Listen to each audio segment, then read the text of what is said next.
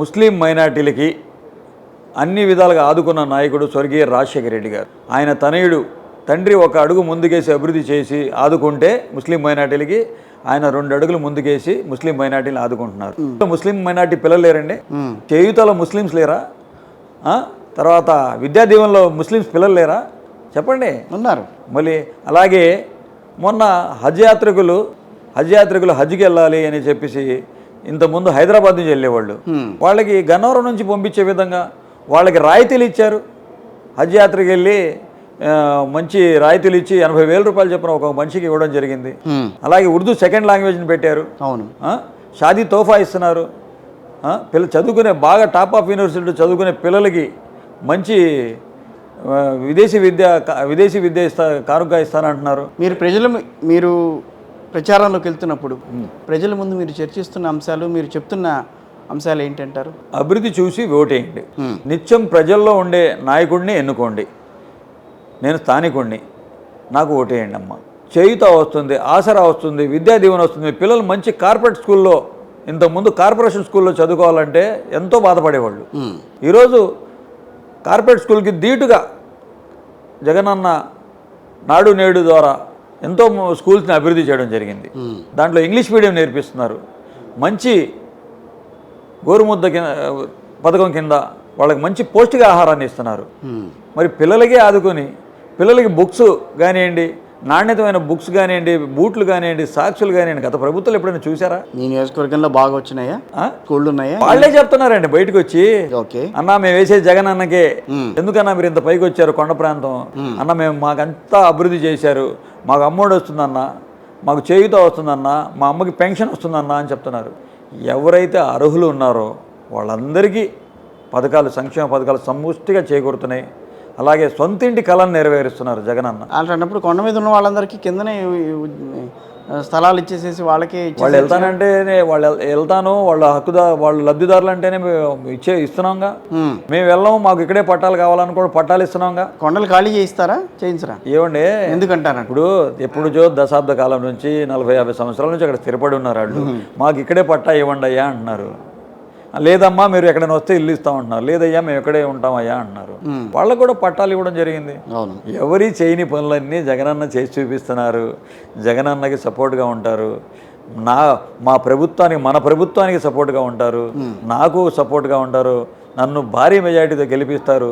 ఆ దేవుడి మీద, ఈ యొక్క నియోజకవర్గ ప్రజల మీద నాకు పూర్తి నమ్మకం ఉంది. పశ్చిమ నియోజకవర్గంలో గెలిచిన అభ్యర్థి మంత్రివర్గంలో చోటు దక్కించుకున్నారు గత ప్రభుత్వంలో. రాబోయే ప్రభుత్వం మీదే అని అనుకుంటే కనుక అలాంటి ఆలోచన ఏమన్నా మీకుందా? నాకు కూడా ఇవ్వండి అని అడుగుతారా ఎప్పుడన్నా? ముందు మా జగనన్నకి నేను ఈ యొక్క పశ్చిమ నియోజకవర్గ సీటుని ఎమ్మెల్యేగా గెలిచి నేను కానుకగా ఇస్తాను. తర్వాత దేవుడు, ఆ జగనన్న నిర్ణయిస్తారు నన్ను ఏం చేయాలని. ఎందుకంటే గతంలో కూడా ఈ నియోజకవర్గం నుంచి గెలుపొందిన వాళ్ళు మంత్రివర్గాల్లో స్థానం సంపాదించుకున్నారు. అది ఒక అదృష్టం కూడా ఉండాలి కదండి. ఆసిఫ్ గారికి లేదా అట్లాంటి అదృష్టం? మంత్రి పదవి దాని మీద చెప్తాను. మీరు కూడా అనుకోవాలి. డెఫినెట్గా నేను ఇక్కడ దాకా వచ్చానంటే నాకు అదృష్టం, నా దేవుడి దయ, జగనన్న ఆశీస్సులతో ఇక్కడ దాకా వచ్చాను. నేను ఒక సామాన్యుడిని, నేను ఒక సామాన్య కార్యకర్త కాడి నుంచి నా జీవితం పయనం చేశా. అసామాన్యుడిగా ఎదిగారా? అలా అనొచ్చా? నేను ఒక కార్పొరేటర్గా ఎదిగాను. పార్టీ కష్టకాలంలో జెండా మోసాను. నేను పార్టీ ఆవిర్భావ దినోత్సవం ఉన్నాను. అన్నీ నేను పార్టీ ఏదైతే నాకు ఆదేశాలు ఇచ్చిందో ఆ ఆదేశాలకి అనుగుణంగానే ఉన్నాను. పదవి వచ్చినా రాకపోయినా ఆ దేవుడి మీద నమ్మకంతో, జగనన్న మీద నమ్మకంతో నేను పార్టీలో అలాగే నేను నడిచాను. ఒక్క నిమిషం ఆసిఫ్ గారు, ఇంకొక పాయింట్ ఒకటి వస్తుంది. ఇప్పుడు ఆసిఫ్ గారు ముస్లిం సామాజిక వర్గం, మైనార్టీ వర్గాలకు సంబంధించిన వాళ్ళు ఉన్నారు కాబట్టి మిమ్మల్ని సపోర్ట్ చేస్తారు. ఓకే, దాన్ని మనం కాదనలేం. తర్వాత ఇప్పుడు వెళ్ళిపోయిన వెల్లంపల్లి గారు, ఆయన సామాజిక వర్గానికి సంబంధించిన వాళ్ళు మీకు సపోర్ట్ ఎంతవరకు చేస్తారు? తర్వాత మిగతా ఏవైతే కులాల వారీగా కొన్ని సమీకరణాలు ఉండగా వాళ్ళు ఇంత పర్సంటేజ్ ఆఫ్ ఓట్లు, ప్రధానంగా మనం చెప్పుకోవాల్సింది నగర్లు. సో 45%, 40% వరకు ఉన్నారు. మేయర్ గారు ఆవిడ నగరి సామాజిక వర్గానికి సంబంధించిన వాళ్ళే. సో 40% దాకా వాళ్ళు ఉన్నారని అంటారు. సో ఇంకా అలా ఆ రకంగా చూసుకుంటే క్రిస్టియన్ కమ్యూనిటీ కానీ, సో వీళ్ళంతా మీకు సపోర్ట్ చేస్తారన్న భావన వాళ్ళల్లో కలగాలి అని అంటే మీరు ఏదో ఒకటి చెప్పాలి వాళ్ళకి. నేను ఇలా చేస్తా, నేను ఇలా రాబోతున్నా మీ ముందుకి, అలాంటివి ఏమైనా చెప్పారా? వైఎస్ఆర్ కాంగ్రెస్ పార్టీ ప్రభుత్వం వచ్చిన తర్వాత నగర కులస్తులకి రాయన భాగ్యలక్ష్మి గారికి మేయర్ ఇవ్వడం జరిగింది. ఉమ్, అలాగే పైలా సోమేనాయుడు గారికి అమ్మవారి గుడి చైర్మన్ ఇవ్వడం జరిగింది. అలాగే ఎంతోమందికి డైరెక్టర్లుగా, చైర్మన్లుగా, అలాగే సింహాచలంలో దేవస్థానం దగ్గర స్థలం ఇవ్వడం జరిగింది. ఉమ్. అలాగే ఏ సమస్య ఉన్నా సరే వాళ్ళకి బీసీల్లో చేర్చడం జరిగింది. మరి ఇన్ని అవకాశాలు వైఎస్ఆర్ కాంగ్రెస్ పార్టీ కల్పించిన తర్వాత పర్సంటేజ్ ఆఫ్ ఓటు ముస్లిం మైనార్టీలదే ఎక్కువ ఉందా కంపారిటివ్లీ మిగతా అన్నిటికంటే? ముస్లిం మైనారిటీలు ఒక విధంగా ఉంటే దానికంటే కొద్ది తక్కువగా నగరాలు ఉన్నారు, తర్వాత కాపులు ఉన్నారు, రెడ్లు ఉన్నారు, ఎస్సీ ఎస్టీ సోదరులు ఉన్నారు, అన్ని కులాల వాళ్ళు ఉన్నారండి. అన్ని కులాల వాళ్ళు పశ్చిమ నియోజకవర్గంలో అందరూ ఒక అన్నదమ్ముల్లాగా కులమతాలకు అతీతంగా అందరూ ఉండే ప్రాంతం ఇది. అందరూ అన్ని కులాల వాళ్ళు ఉన్నారు. మార్వాడీస్ ఉన్నారు, సగర్లు ఉన్నారు. మాస్ ఓటింగ్ ఎక్కువ కదా ఈ ప్రాంతం అంతా?